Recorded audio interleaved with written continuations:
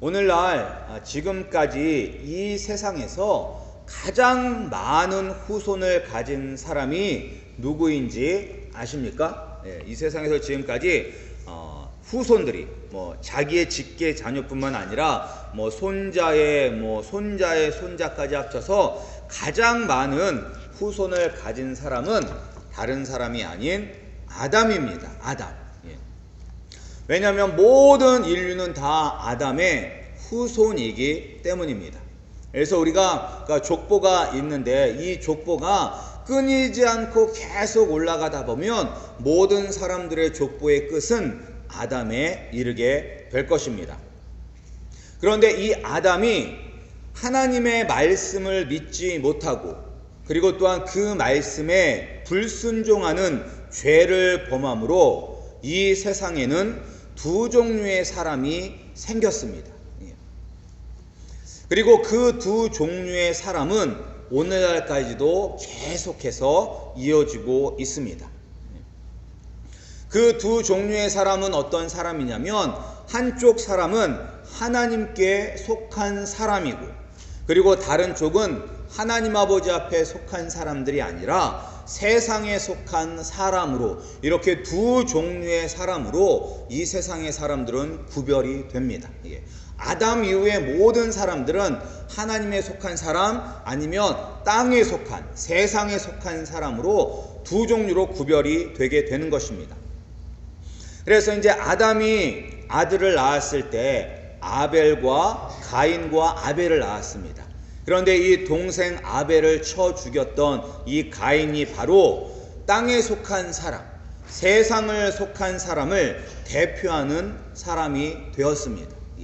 그리고 이 아벨이 죽은 후에 하나님께서는 이 아담에게 셋이라는 아들을 주셨습니다. 그런데 그 셋이 누구냐면 바로 하나님의 아들을 대표하는 사람이 되었습니다. 그래서 이제 창세기를 계속해서 보시면 이 가인의 자손들의 족보가 나오고 그리고 셋의 자손들의 족보가 나오게 됩니다. 그렇게 세상은 하나님에 속한 사람들 그리고 땅에 속한 사람들로 구별되게 되었습니다. 그런데 이제 창세기 6장에 보면 이 하나님에 속한 사람들, 이 하나님의 아들들이 사람의 딸들의 아름다움을 보고 자신의 아내로 삼게 되었습니다. 그때나 지금이나 남자들은 여자의 얼굴을 중요시하는 것 같습니다. 평생 얼굴 보고 뜯어먹고 살 것도 아닌데 남자는 무조건 외모, 여자는 능력 이렇게 보는 것 같아요. 근데 이때도 이 하나님의 아들들이 이 사람의 딸의 아름다움에 반해서 그들을 아내로 맡게 되었습니다. 그러면서 이 하나님의 자녀들이 타락하게 되었습니다. 그래서 이 세상에는 정말로 하나님께 모든 인류가 범죄하게 되었고 이 세상에 죄악이 가득하여서 하나님은 노아와 가족을 제외하고 모든 인류를 물로 심판하셨습니다. 그런데 이제 하나님의 사람 노아의 후손도 얼마 되지 않아서 세상에 속한 사람들이 되어서 그렇게 변질이 되어서 함께 모여서 바벨탑을 쌓으면서 하나님께 도전하였습니다.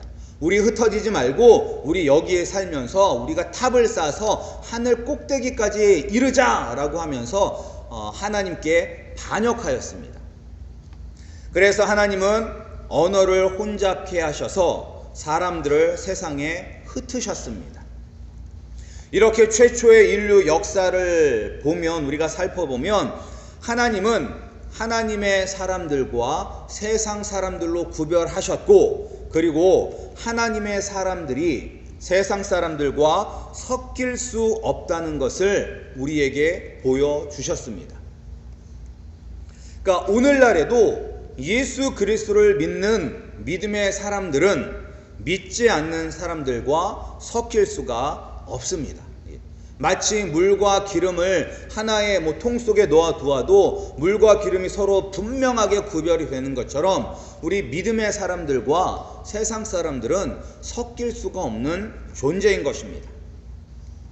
그런데 우리가 이제 이렇게 섞일 수 없다라고 이야기하는 것이 우리가 그들과 함께 어울려서 살지 않아야 된다라는 것을 의미하는 것은 아닙니다. 예.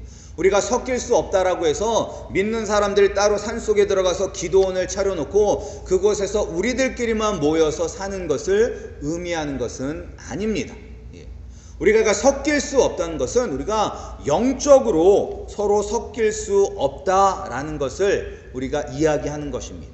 그리고 우리가 믿음의 사람과 땅에 속한 사람들이 사이좋게 섞여서 우리의 하늘나라를, 이 천국을 공동으로 소유하며 살 수 없다는 것을 성경은 우리에게 말씀하고 있습니다. 특별히 오늘 이 아브라함의 가정을 통해서 믿는 사람들과 믿지 않는 사람들이 섞일 수 없다는 것을 분명히 보여주고 있습니다.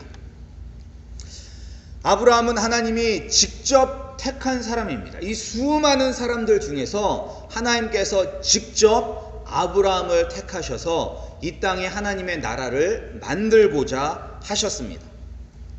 그런데 오늘 본문을 보면 이 하나님께서 직접 택하신 이 아브라함의 가정에 큰 문제가 생긴 것을 알 수가 있습니다.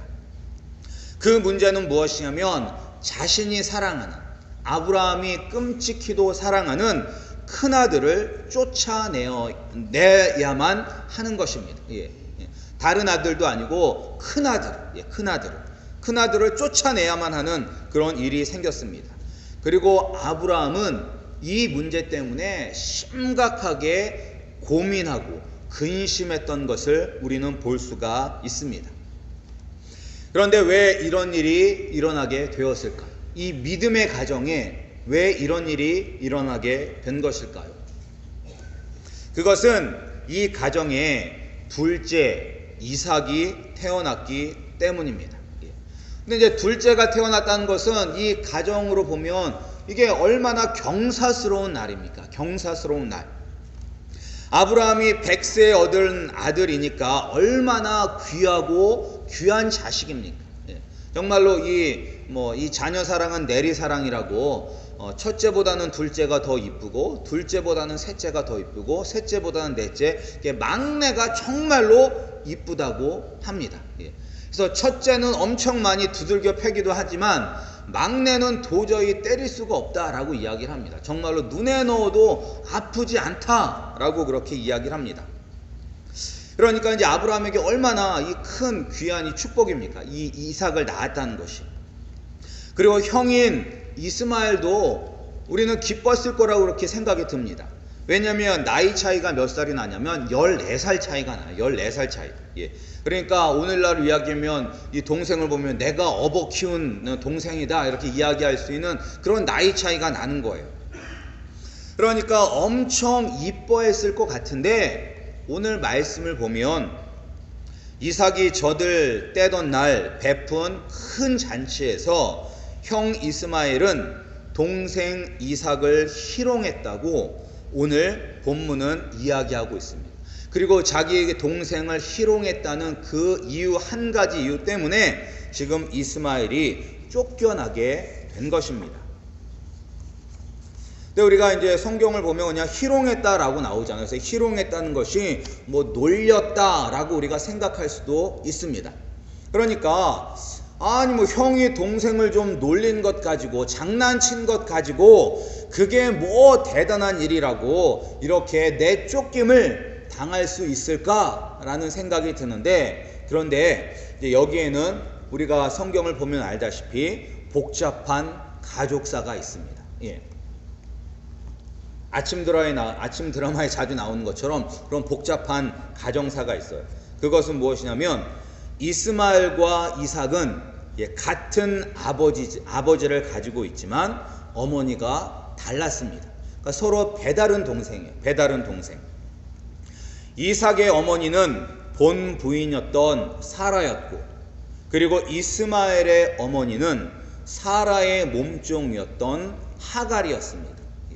그리고 이 사라와 하갈 사이에 그 사이가 관계가 매우 좋지 않았다는 것을 우리는 창세기 16장을 보아서 알고 있습니다. 이제 사라가 보았을 때 이때가 이제 아브라함이 85세였었고 사라는 75세의 때였었습니다. 근데 이미 사라는 젊었었을 때부터 아기를 낳을 수 없는 그런 불임이었었기 때문에 자기 나이가 이제 75세 그리고 아브라함이 85세가 되었으니까 이제 내가 아이를 갖는 것은 불가능하구나 라고 사라가 생각을 했어요.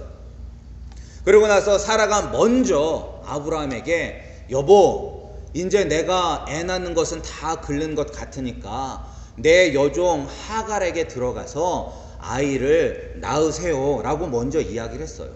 그래서 아브라함은 믿음으로 기다렸어야 되는데 그러지 못하고 인간적인 생각으로 그래 그게 낫겠다 라고 생각을 해서 하갈에게 들어감으로 말미암아 낳은 아이가 바로 이스마엘인 것입니다. 그런데 이 하갈이라는 이 여종이 그렇게 성품이 좋은 사람은 아닌 것 같아요. 왜냐면 내가 이제 임신을 했다는 것을 깨닫고 나서 이 자기의 주인인 사라를 멸시하였습니다. 무시하고 멸시했어요.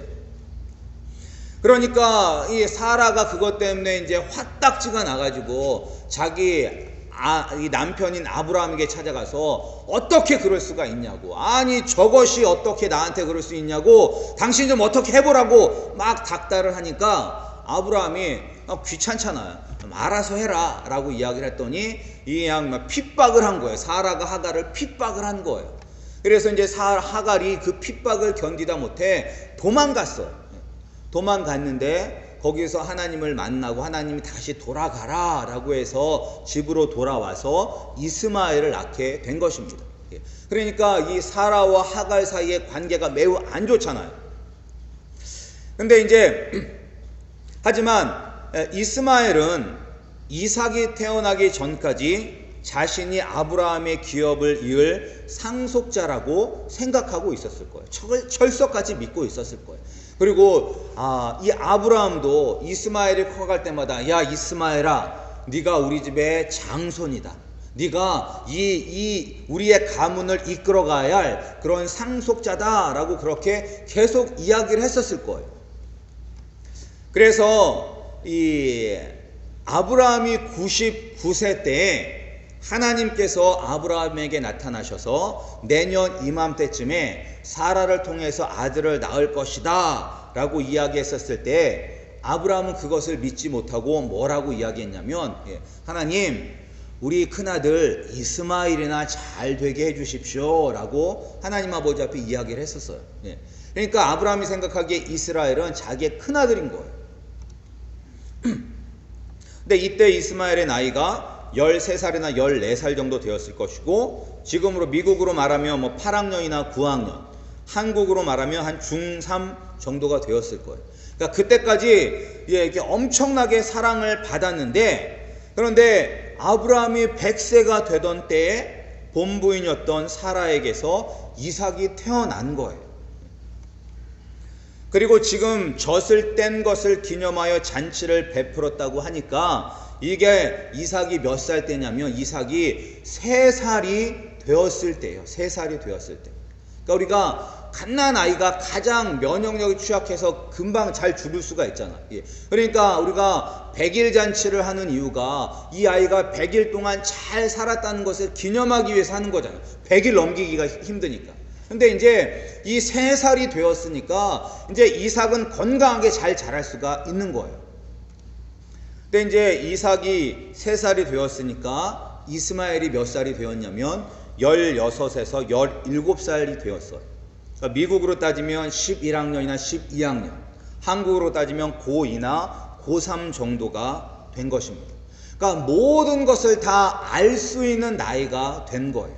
그러니까 이삭이 태어났다는 것이 나에게 어떠한 영향을 미치는 것인지를 이스마엘은 알고 있는 거예요. 나는 이제 빈 털터리가 되었다.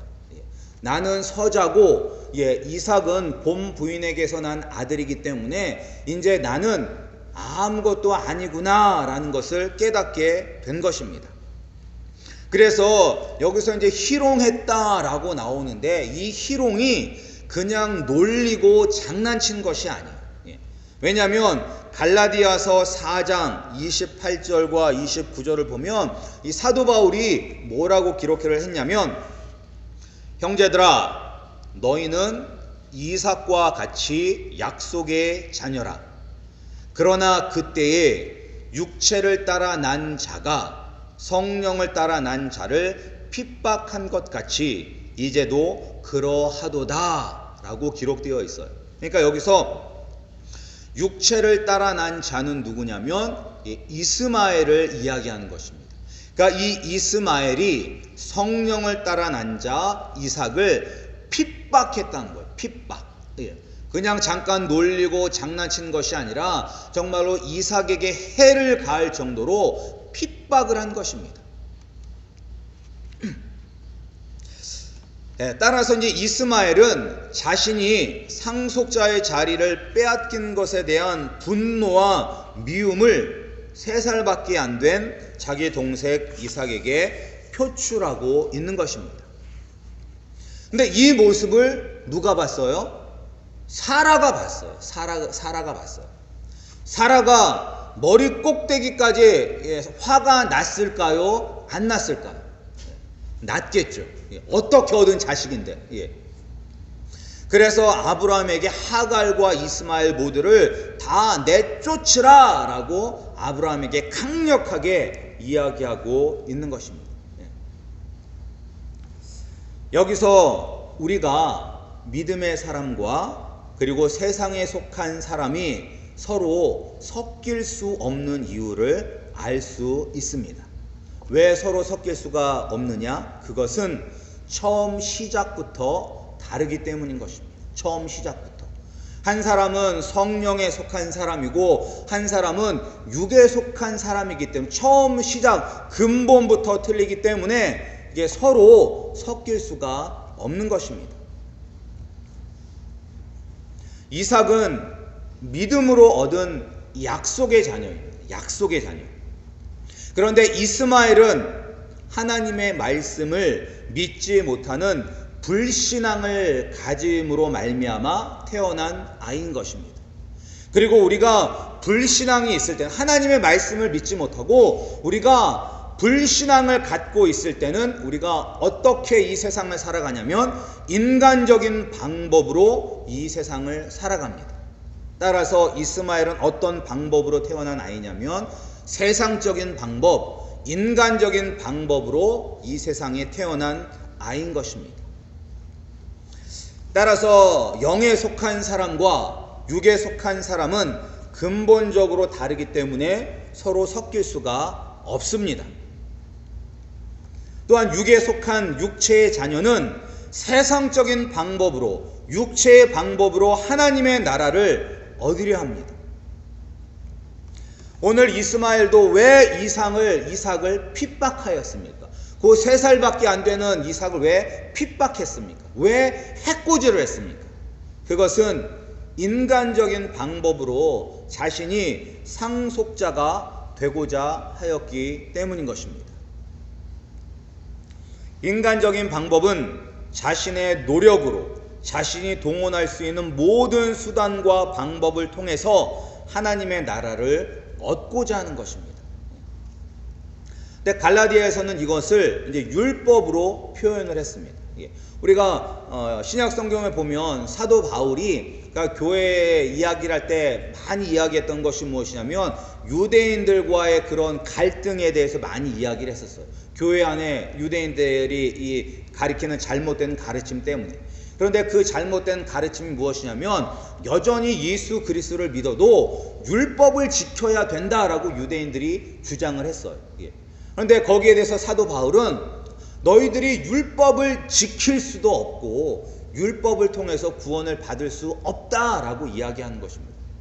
그러니까 율법을 통해서 구원을 받으려고 하는 것은 너의 노력으로 구원을 받으려고 하는 것인데 너의 노력으로는 구원을 받을 수가 없다라고 이야기를 하는 거예요. 어떻게 구원을 받을 수가 있냐? 영에 속한 사람이 되었을 때, 우리가 아브라함의 영적인 아들 이삭의 씨가 되었을 때 구원을 받을 수 있다라고 이야기하고 있는 것입니다. 근데 그것이 어떻게 될 수가 있느냐? 우리가 예수 그리스도를 믿음으로 말미암아 구원을 받는다, 영적인 하나님의 자녀가 된다라고 이야기하고 있는 것입니다. 그런데 오늘날의 많은 사람들도 그런데 세상적인 방법으로 하나님의 나라를 얻고자 하는 분들이 참 많이 있습니다. 그리스도를 믿는 믿음으로 구원을 받는데 여전히 교회 안에서도 나의 노력과 나의 열심으로 구원을 얻고자 하는 그런 잘못된 육에 속한 사람들이 가지고 있는 특징을 우리들도 갖고 있는 분들이 있다는 것입니다.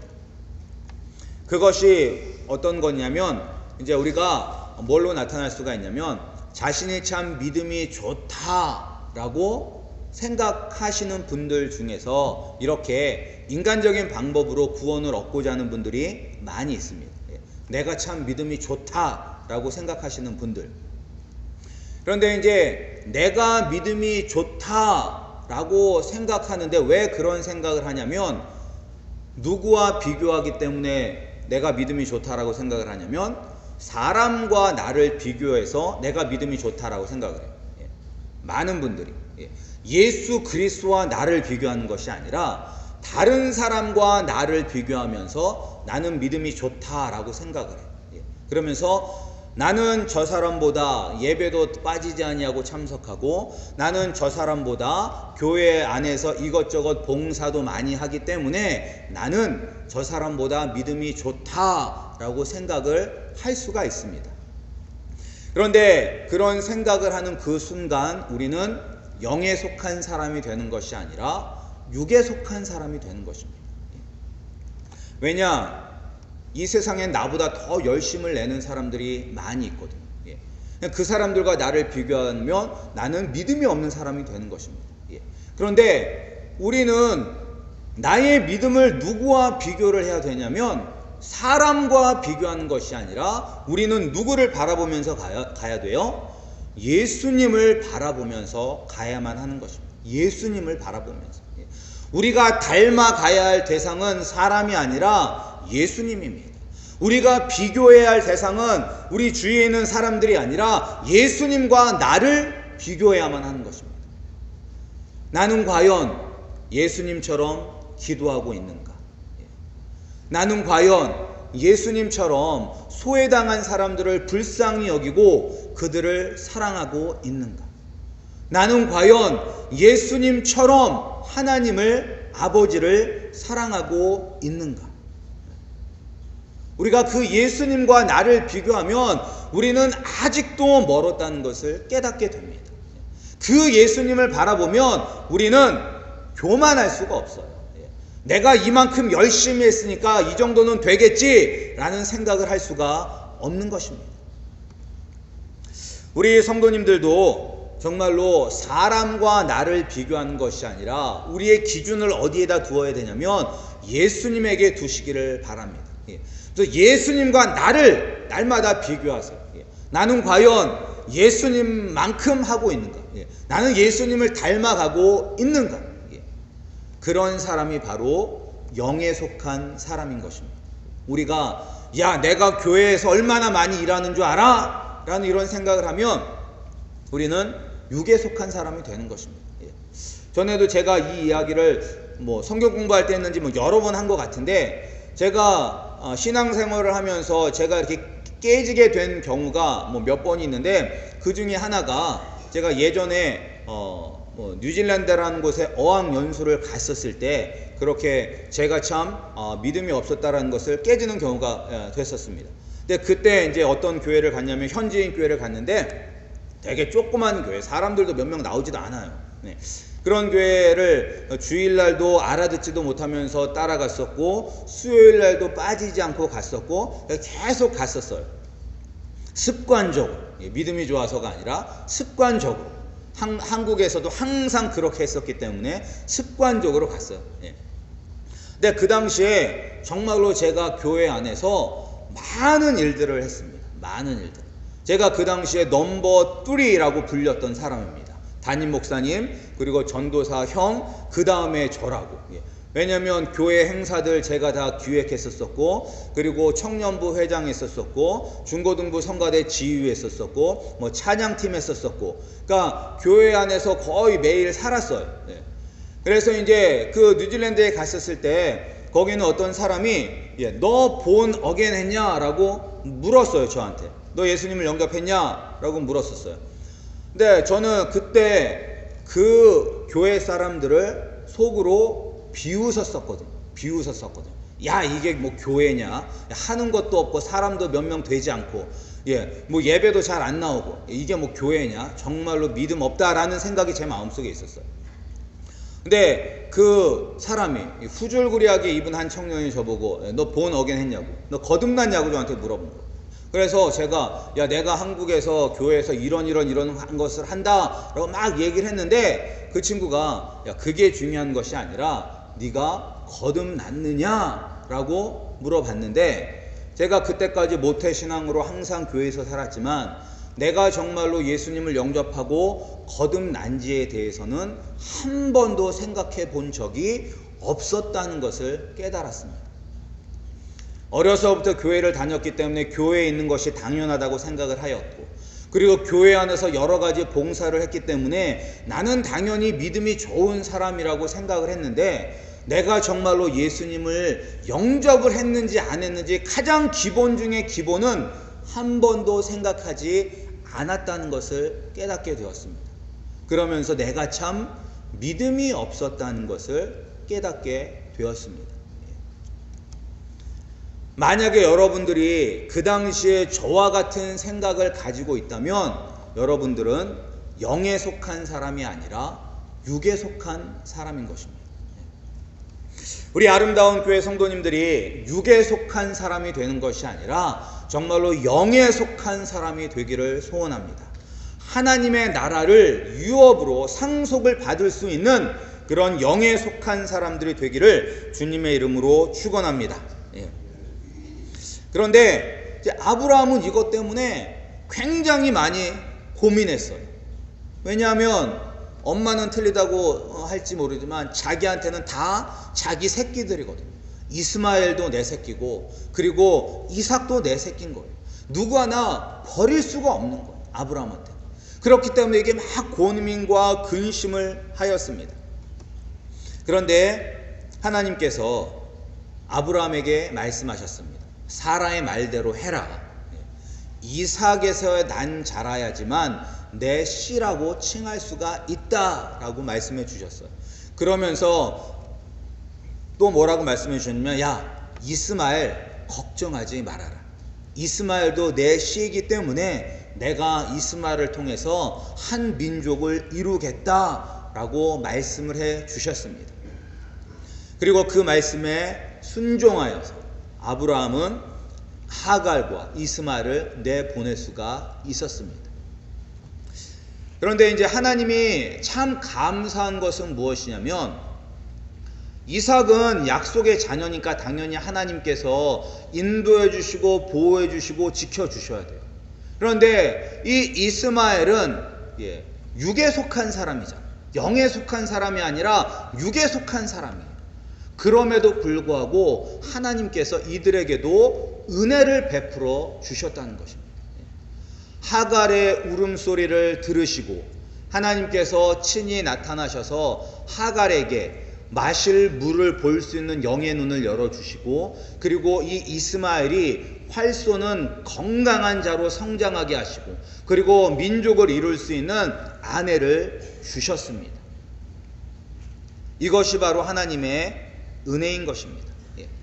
우리는 믿는 사람들은 가끔 그런 생각을 해요. 하나님, 어떻게 믿지 않는 사람들에게도 축복하십니까? 라고 원망하고 따지는 경우가 있어요. 하나님, 나는 정말로 이렇게 예수님을 믿고 열심히 사는데 나에게는 은혜를 베풀어 주시지 않고 왜 예수 믿지 않는 저 사람에게는 저렇게 축복해 주십니까? 라고 우리가 때로는 하나님 아버지 앞에 원망하기도 합니다. 그런데 하나님은 이 땅에서 믿는 자나 믿지 않는 자나 공평하게 은혜를 베풀어 주십니다. 하나님은 믿는 자들에게만 비를 내려주시는 것이 아니라 믿지 않는 자들에게도 비를 내려주시고 필요한 모든 것들을 공급해 주시는 좋으신 하나님이십니다. 그런데 그러니까 우리 하나님이 그렇게 사랑이 많으신 하나님이세요. 그런데 이 은혜는 우리가 보편적으로 이 땅을 살아가는데 필요한 것들을 공급해 주시는 은혜입니다. 그러나 하늘나라를 상속받은 은혜를 모든 사람에게 주는 것은 아닙니다. 그러니까 이 세상에서 살아갈 수 있는 은혜는 주시지만 하늘나라를 소유하는 축복은 영에 속한 사람들에게만 주신다는 것입니다. 이 은혜는 절대로 하나님의 사람과 땅에 속한 사람들이 섞일 수가 없습니다. 아무리 이 땅에서 세상적인 축복을 많이 받았다 할지라도 하늘의 기업을 상속받은 믿음의 자녀가 아닐 수도 있습니다. 그런데 믿는 사람들에게 있어서 안타까운 것이 무엇이냐? 믿는 사람들이 하늘의 축복에 대해서는 관심이 없고 이 땅의 축복에 더 많이 관심이 있다는 것입니다.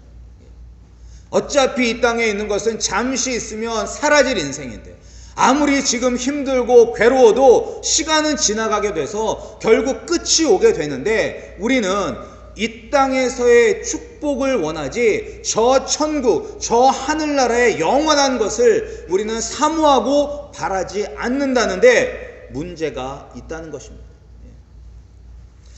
우리 아름다운 교회 성도님들은 이 땅에서의 축복과는 비교할 수 없는 더 좋은 하나님의 나라를 소원하시고 소망하시고 그날을 기대하시는 우리 성도님들이 되시기를 소원합니다. 현재의 세상적 축복에 만족하는 육에 속한 사람이 되는 것이 아니라 영원한 하늘나라를 소유한 영의 자녀들이 되시기를 주님의 이름으로 축원합니다.